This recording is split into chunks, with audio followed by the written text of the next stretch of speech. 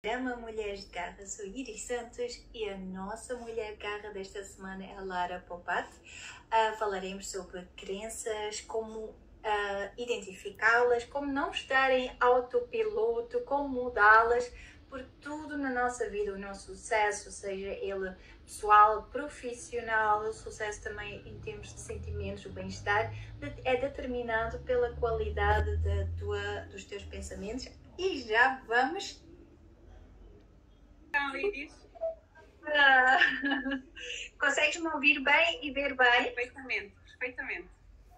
Perfeito. Bem-vinda, minha linda Lara Popat, ao programa Mulheres de Garra. Uma grande honra em ter-te hoje aqui conosco. Como estás, primeiro? Olha, estou bem, obrigada. Está tudo tranquilo. E contigo? A nossa Solara. A Solara já...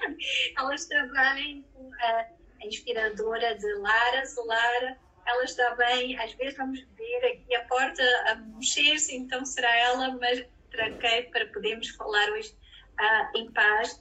E antes de mais até, vem um quote agora à mente, que é um quote que também é, acho que muito profundo e muito determinante, diz já tudo, que é também a nossa live das crenças, que é do Confúcio, que já tem 2000 anos, que diz: "The man who believes he can and the man who believes he can't, both are right." É um quote que eu já confesso que já usei várias vezes aqui na live, porque eu acho que é um quote que até hoje, depois de 2000 anos, ainda é tão significativo da forma e simples dito da forma como nós pensamos, e falaremos hoje na live sobre as crenças, como identificá-las, como não estar em autopiloto, como mudá-las, e darás também ferramentas como atingi-lo. Lara, antes de mais, até gostaria que te falasses um pouco de ti, da tua história, quem é a Lara Popat para quem não te conhece e o que é que a Lara Popat profissionalmente já fez até hoje. Quem é a Lara Popat? Todos que já se ligaram, olá, desculpa, Estela, Margarida, já se estão a ligar, eu não quero vos ignorar, sorry, imensas desculpas. Iris, quem é a Lara? Olha, a Lara é uma pessoa normal como todas as outras. Foi uma menina que nasceu em Moçambique, cresceu cá nos anos 80, foi estudar a Universidade de Portugal e passei por várias fases na adolescência, como todas nós passamos, não é? O bullying na escola, fizemos as grandes amizades também para a vida, ainda hoje temos as nossas amigas de infância, tenho amigas com mais de 35 anos de amizade e até hoje estamos sempre ligadas. No entanto, por volta mais ou menos dos 14 anos, tive o meu primeiro desafio, que foi ver os meus pais divorciarem-se. O divórcio dos meus pais. Aos 18 anos, saí de casa, não é? Fui estudar para a universidade. Fui para uma cidade nova para mim, eu não conhecia ninguém, fui estudar em Braga. Um ano depois de estar em Braga, a minha mãe foi ter comigo para as férias e infelizmente ela faleceu nos meus braços. Aí foi o meu primeiro desafio, a minha mãe teve um ataque cardíaco e acabou por falecer nos meus braços a pedir ajuda. E esse momento para mim, aquele ano seguinte, foi o ano de... Eu costumo dizer que estás naquele momento de limbo, em que não queres aceitar a realidade e só 2 anos depois é que a ficha cai e tu percebes o que é que está a acontecer. Esse foi então a primeira etapa que eu tive de crescimento. Posteriormente tive que acabar por abdicar do curso em Portugal e voltei para Moçambique e terminei a faculdade cá. E como queria independência, também comecei a trabalhar e a estudar ao mesmo tempo, que me obrigou a crescer. E decidi que também não estava para viver com o meu pai e queria então a minha independência e decidi viver sozinha. E ainda me lembro de estar... A minha casa não tinha nada, tinha uma cama, uma geleira e um fogão, mais nada. E foi assim que então comecei a construir a minha independência. E isso é uma das coisas que me marcou muito, foi o querer sempre tudo por mim própria. E isso é bom, mas também é um bocadinho mau, porque nós não aceitamos que os outros nos ofereçam. E isso é um trabalho que, por exemplo, eu hoje em dia estou trabalhar em mim, que é aceitar que alguém me ofereça alguma coisa. Porque todos nós temos que dar e receber. A vida é feita de um equilíbrio entre dar e receber. Posteriormente, ao perder a minha mãe, acabei por desenvolver uma doença que foi um distúrbio alimentar. E isso decorreu durante 14 anos, o distúrbio alimentar, e eu costumo dizer que ele nunca vai passar. Nós estamos sempre em alerta para que ele não volte. É como eu costumo dizer e comparo muito com a droga. Basta um bocadinho para tu voltares e podes voltar a entrar no ciclo. E, portanto, esse então é a minha guerra e a minha batalha diária. É não voltar ao que eu sei que já fui. Entretanto, depois a Lara, com as batalhas todas, a tentar superar, passei por vários médicos, passei por várias técnicas para tentar superar, até que encontrei uma médica cubana que me explicou o motivo pelo qual eu tinha então a desordem alimentar. Era a necessidade que eu tinha de controlar. Como eu não controlava mais nada, então eu tentava controlar o que eu comia e o que eu não comia. E era um falso controle, porque é uma falsa... Estás-te a mentir a ti própria, porque não controlas. Se controlasses, não fazias. Depois, entretanto, casei-me, tive uma menina, que hoje em dia tem 13 anos, e acabei por também, uma das decisões que eu tomei na vida foi o divórcio, e divorciei-me. Entretanto, a Lara começa a trabalhar muito nova, com 20 anos. Comecei na banca, trabalhei desde os meus 20 anos, desde 2001 mais ou menos, até 2016 na banca, e em 2016 eu tive um burnout. Excesso de trabalho, o divórcio, foi tudo junto e tive um burnout. E nessa altura, então, foi quando eu precisei de parar e foi quando eu comecei a descobrir várias coisas e descobri as minhas barreiras. Tive que parar e fazer aquele clique, o salto. E foi então que decidi, parei, a vida proporcionou... Nós com o tempo aprendemos, na altura a barreira parece uma coisa muito má. E mais tarde tu percebes que nada acontece por acaso na tua vida. Tudo tem uma razão de ser. E eu, com a experiência de vida e depois com as técnicas que fui aprendendo, apercebi-me disso. Okay? Eu, entretanto, decidi começar a estudar terapias alternativas. Percebi que a química e o facto de estar a tomar medicamentos para o burnout, aquilo não seria a solução para mim. Eu queria algo mais natural. E acabei então por começar a estudar e a dedicar-nos à medicina alternativa. Eu já tinha sido iniciada ao Reiki. A Reiki é uma técnica de cura através da passagem de energia e acabei por fazer em Portugal o grau de mestre. Posteriormente também dediquei-me a algumas terapias de massagens alternativas, drenagens para idosos, trabalhar com crianças com alguma deficiência. Trabalhei muito com o projeto da Associação Sorrisos, da Benilde, com crianças com paralisia infantil, ajudando-as na motricidade fina e na motricidade locomotora. São crianças que não têm apoio nenhum e dependem apenas do Estado e, obviamente, não têm lugar nos hospitais. E nós fazíamos terapia juntos. E as próprias mães, porque são discriminadas na sociedade. Ou seja, uma criança, quando nasce com alguma deficiência, esta sociedade culpa a mãe. E, portanto, o trabalhar a mente destas mães para se perdoarem, para não carregarem esta culpa com elas, fez com que eu também me tornasse melhor comigo própria. E, portanto, o meu burnout, o meu stress emocional e de tudo foi... Eu curei por curar os outros.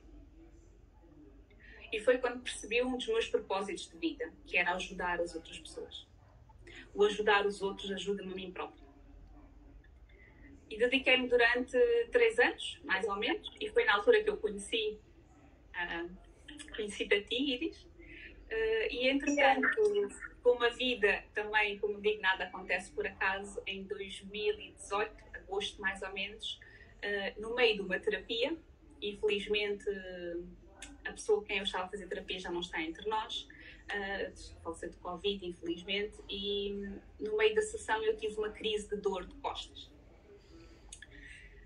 Fui para o hospital e detectaram, então, depois de vários taques, de algumas ressonâncias, detectaram tenho 4 hérnias discais na zona lombar.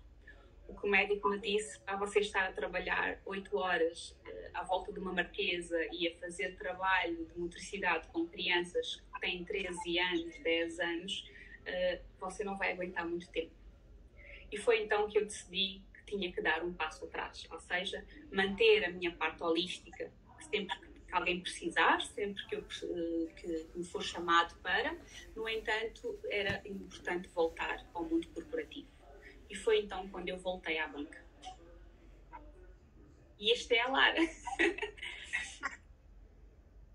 Agora, a última palavra, olha, tem que ser a última frase. Ouvi é concordo quando disseste e depois voltaste a ouvir concordo, desculpa. Voltei à banca. Em 2019 voltei para a banca, para a área de marketing na banca. Que é o ponto que eu também iria até dizer, porque uma das perguntas vai ser mesmo à volta de marketing. Tu, quando falaste, tu começaste a estudar em Portugal e depois tiveste que voltar, qual foi o curso que fizeste? Administração e Gestão de Empresas.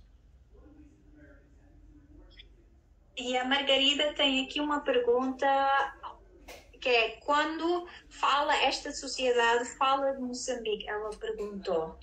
Sim, Moçambique. Sim. Para quem está a ouvir, consegues-me ouvir? Porque agora, às vezes, há esse corte da internet. Eu espero que consiga. Consegues-me. Desculpa, desculpa. Olha, vi que a Neuza também entrou aqui. Olá, minha querida Neuza, muito, muito obrigada por também estares aqui, que eu sei que a tua agenda hoje estava super cheia. A nossa querida Neuza. A minha pergunta agora é, que eu até refiz hoje um pouquinho a pergunta que eu tinha dado a volta. Qual foi o acontecimento que tu dirias que foi o pior acontecimento da tua vida e como é que superaste emocionalmente? O pior, eu acho que nós contamos naquele momento, todos eles são os piores. Eu acho que quando nós estamos num momento de crise ou quando estamos a ultrapassar alguma situação, aquele é o pior. O que mais me marcou, e é um trabalho que faço diário, é a perda da minha mãe. Penso que esse sim foi o que mais me marcou na vida e o que mais me custou. Como é que eu superei? Eu acho que nós nunca superamos a perda de um ente querido. E principalmente muito nova. Eu às vezes olho para trás e com 19 anos, tudo aquilo que eu vivi naquele instante foi complicado. Eu tive que falar com vários médicos para eles explicarem que eu não podia ter feito nada. Ou tinha a sorte de estar à porta de um hospital, ou então era inevitável. Superar foi quando nós começamos a acreditar, e foi quando eu comecei a acreditar que nada acontece por acaso. E que aquele momento eu precisei para crescer, aquele momento aconteceu, faz com que o que eu sou hoje, as nossas vivências fazem com que nós somos hoje. Sinto falta, sim, sinto muita falta, falo com ela muitas vezes, e eu superei escrevendo-lhe cartas. Eu falava com ela, escrevia-lhe cartas, acendia uma vela todas as noites, até que começou a ser apenas uma lembrança. E mesmo o segundo momento mais complicado foi então quando eu assumi que tinha a bulimia nervosa. E esse momento eu superei ajudando os outros. E a perceber que, lá está, que é uma das coisas também, provavelmente vamos falar das barreiras, como tu anunciaste, que é percebermos o que é que depende de nós e o que é que não depende de nós. Lara, o que é que tu dirias, como é que tu descreves para ti a vulnerabilidade?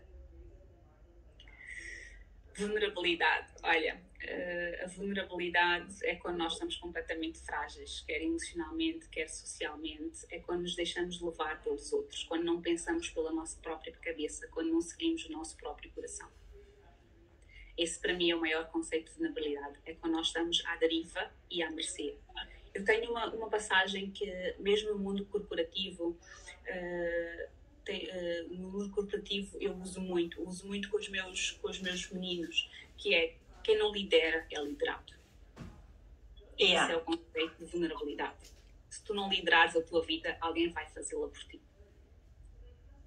É verdade, to be on the driver's seat of your life, como diz a ópera, né? E não ser o acompanhante, mas ser o ativo, dominante mesmo, que decide as tuas vivências.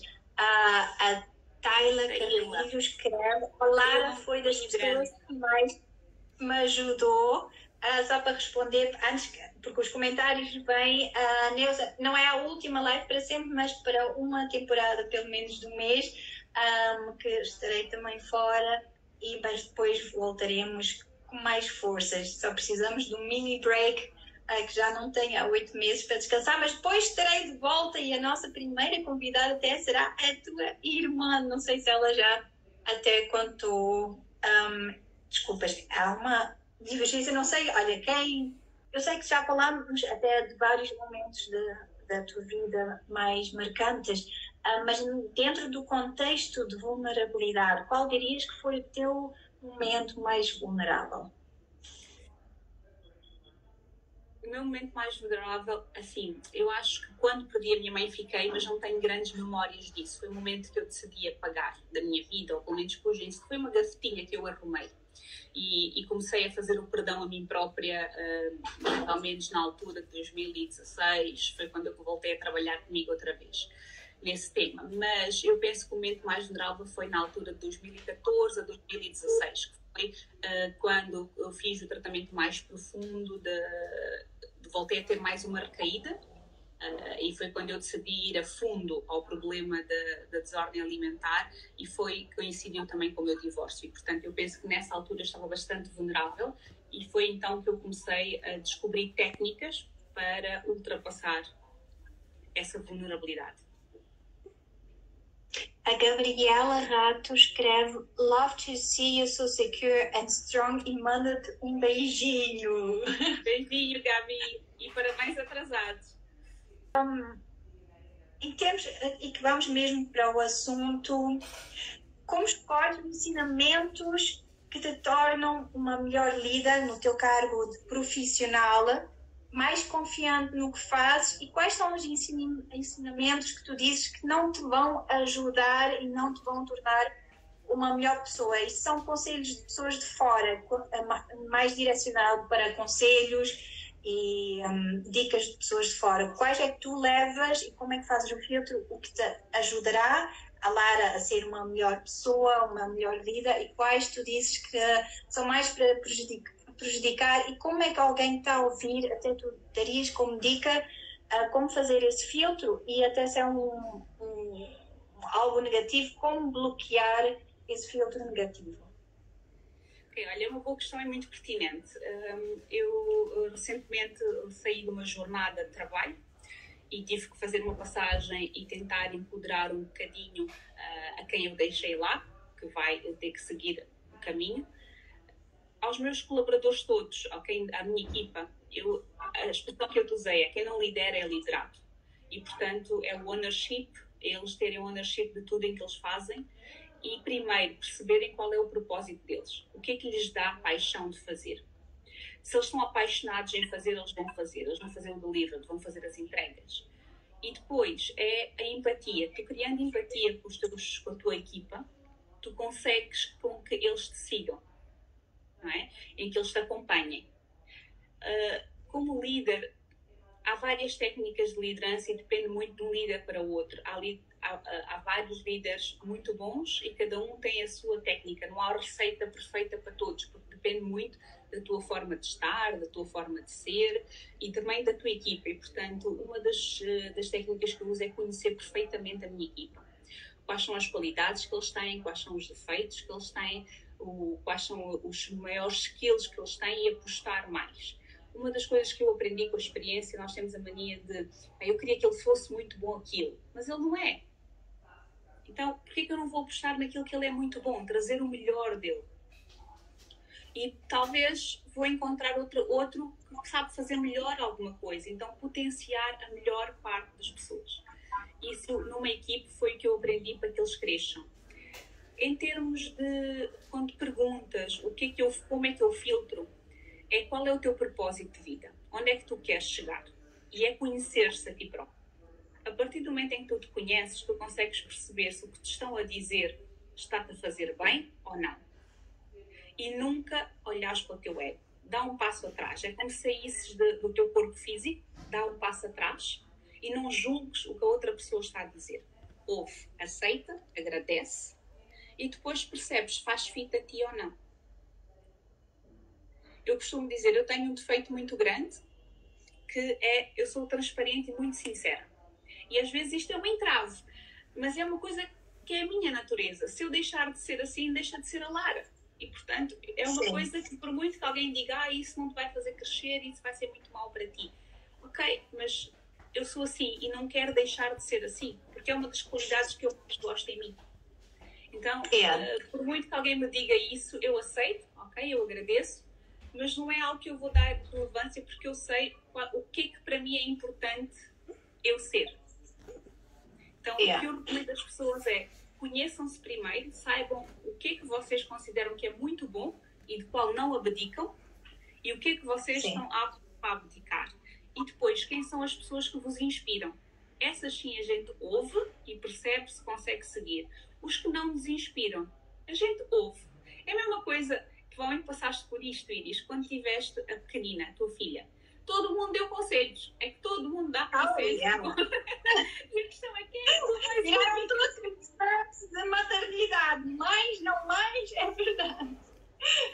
É um bocadinho mesmo na nossa vida. Não é só no livro de vida de um líder. É na nossa vida do dia a dia. É a quem é que a gente vai dar ouvidos. E há uma expressão que eu uso, é o sim de alguém não pode significar o teu não. Tu não te podes negar para satisfazer a vontade do outro. Porque a partir daí tu estás a entrar em conflito contigo próprio. Sim. A tua essência é muito importante, nós conhecermos a nossa essência. E eu até diria algo que eu vi mesmo no Tony Robbins, que é mudar. Aí estamos, não sei se vocês conseguem também ouvir aí atrás, ela bater porta, chamar. Então faz parte das lives ouvir também os sound effects de trás. Quer mudar o teu state, como líder também mudar o state das pessoas à tua volta, para conseguir que eles possam, por exemplo, se tu tens naquele dia um trabalhador que não está bem, e não só num dia, porque todos nós temos dias, mas por um tempo, a pessoa está a ir abaixo, a pessoa tem muitas preocupações e não está concentrada, mas é como mudar o state mesmo, não sei o que seria o melhor em português, estado de espírito da pessoa, para poder também a pessoa dar o seu melhor, né? Tu disseste sobre liderança, qual é o teu estilo de liderança? Porque sim, há muitos estilos. Olha, isso é uma boa questão. Eu acho que misturo um bocadinho de todos. Mas, por exemplo, eu tive situações muito similares a que acabaste de dizer, colaboradores com a passar algumas dificuldades emocionais. E uma das coisas que eu vi que funcionou, porque eu acho que a liderança é tudo muito teórico nos livros e tu só consegues perceber quando estás a pôr em prática. Foi a empatia. É muitas vezes não pensar só em trabalho, tens que entregar e não me interessa nada, não interessa os objetivos, os prazos. Eu sou muito relacional. É uma característica minha. Eu tenho o meu perfil é muito comunicadora e relacional. Então, para mim, a equipe tem que confiar em mim e tem que perceber que pode contar comigo, tal como eu conto com eles. Então, há aqui uma sinergia. Eu costumo dizer, as pessoas perguntam, quem é a melhor pessoa na tua equipa? Claro que há pessoas que se destacam em termos de performance mais que outros, mas uma equipa é como o nosso corpo. Perguntarem qual é o membro que eu mais gosto do meu corpo, qual é a parte do meu corpo que eu mais gosto. Talvez eu não dê muita importância ao dedinho mindinho do pé, mas se eu não o tiver, vou sentir falta deles. É um bocadinho assim, é conhecer os nossos colaboradores. Eu aqui trabalho muito essa parte, é tentar perceber como é que ele melhora a vida dele. E tu riste. Não, porque eu acho foi tão fofinho e tão verídico. Porque a questão da liderança, disseste aqui duas coisas muito importantes, que não é só a teoria, porque na vida, a experiência